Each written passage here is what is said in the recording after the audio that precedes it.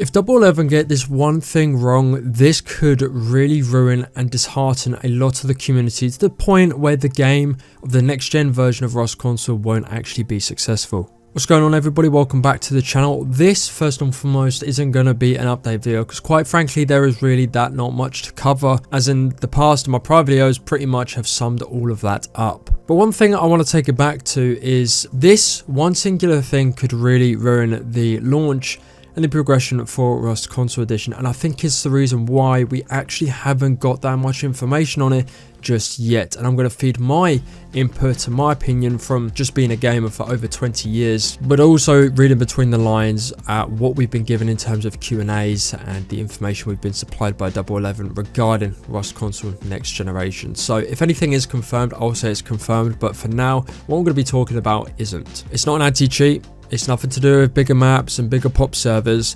It's to do with the pricing of the game. It was one of the first major things that was covered by Double 11 in the Q&As for the next gen version, because obviously a new game, everyone's thinking, okay, how much is it going to cost? It better be free, because you're going to be showing this game to people such as myself that have been playing the game since the beta and have been pouring money, investing money into skins that, by the way, were 360p.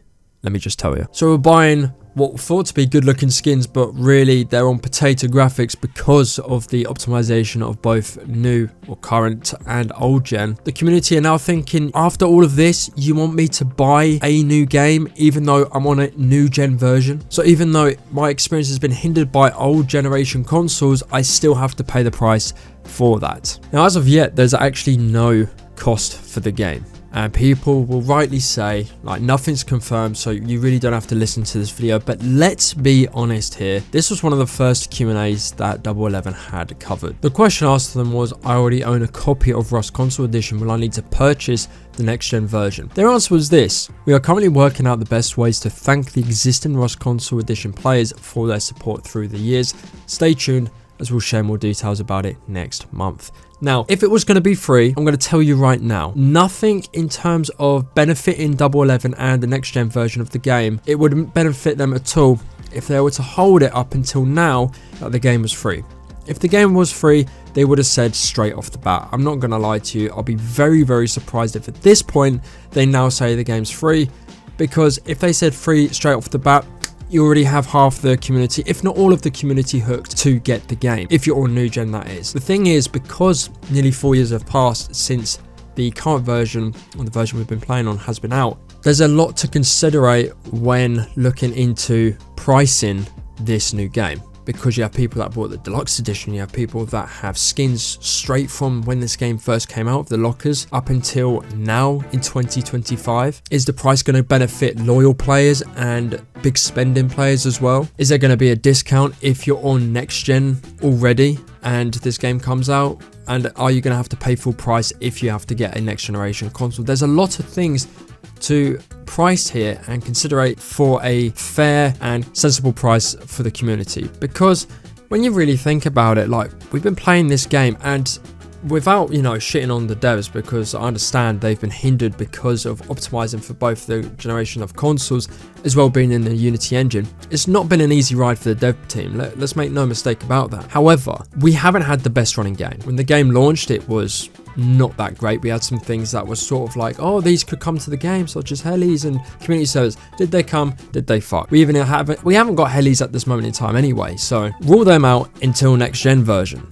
And then you have the constant bugs within the game. Of course, you're going to have constant bugs, and there's going to be more that arise when you're optimizing for both generation consoles. We've had so many glitches. The skins, in my opinion, don't look great. There's obviously a lot to shit on about this game, which is why I'm bringing all these sorts of things up, because they have to, you know, consider that us, the players, have been playing this game. That's been fun. It's been good, but it hasn't been great. When you look at PC and look how they're living over there, they're living in the Ritz, they're living in the hills, and we're in the ghetto still. And by all means, I'm not complaining that we're getting this generation of game in terms of current gen. In my opinion, it should have come earlier, but that doesn't matter. It's irrelevant because it hasn't happened and it's happening now. What I'm saying is, if they price this wrongly, then it could really ruin the launch for this game. And the longer they leave this in terms of the price, the longer more people are going to be playing new games. There's a bunch of people I know that are going to play Deadside, that are playing DayZ and playing other games, because there's no content going out on the current gen version of the game right now, because it's just quality of life and optimization fixes being done. So you have no real content for content creators to cover or play on. And also there's not much being given out in terms that's concrete for the next generation version of this game. We've had about a month to digest the graphics that are going to look good. We've only seen one mini clip of the graphics, which was right at the start. We've had some Q&As, one every so day basically. Whilst this is all looking good, I don't think it's enough to market in comparison to how competitive the industry is with obviously other survival based games. You obviously have Rust going on mobile now. And there's a lot of other games to kind of take people's love and passion away from Rust, because we've got nothing on the current gen version that we can play, and we haven't got enough, in my opinion, from this next generation version of the game that we're going to be getting. We don't know when it's going to drop. We know it's 2025, but that could be up to December 31st if they really wanted to. And to obviously factor in as well, GTA 6, you know, day by day is getting closer to that release date and trailer.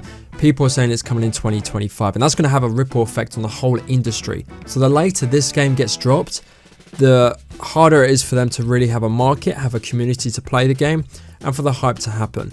There was a huge amount of hype when they released that there would be a next generation version of this game. And I feel as if it's starting to drop, because again, we obviously don't have much going on with the game at the moment apart from quality of life, so the content's dead. And then obviously there's not enough in terms of getting people's teeth really stuck into the fact that we're going to be getting this new game. I have brought ideas forward to Pedro about how they could price this, and all I can say is that they're pretty much there with the final details in terms of whether it's going to cost or not. And if it is, then how is it going to be costed? Is it going to be through you get a discount if you've got X amount of skins, or you joined this game or bought the game on the X date? We do not know. So again, the community is sort of feeling like we're in the dark, because we've had 2 weeks of Q&A, some things that, you know, are surprising, other things that are pretty much common sense, as well as some graphical comparisons, which are good, but it's not really much we can cover. And if you post them day by day, you know, there's less and less hype, because it's like, okay, we've seen it, it looks good, but does it perform good? Where are the snippets of gameplay? Because you can make a picture look really fucking good in today's technology, but we have to see gameplay. And as time moves forward, as we're getting closer to more refined survival based games and more games in general that are coming out that the community are going off to, as well as GTA 6, the more deep the hole is getting for D11 when it comes to releasing this game. I think it'll be a hit. It depends on the price, and obviously depends on how it plays out. I think it'll be great. I just think they have to price it sensibly, otherwise it could potentially ruin the launch of the game. As well, they need to bring some more stuff out to market it, because you can't keep doing Q&As and screenshots of the game. Better than nothing, of course, and I appreciate that. However, there's not much to go by at this moment in time when it comes to the game, and the hype train is slowly approaching a stop, where hopefully it can get kickstarted again with something that is more concrete and that the community can get behind. So let me know what you guys think in the comment section below. Do you think this game is going to cost? Do you still think it's free, or do you think it will cost? And how much do you think it will cost if that is the case?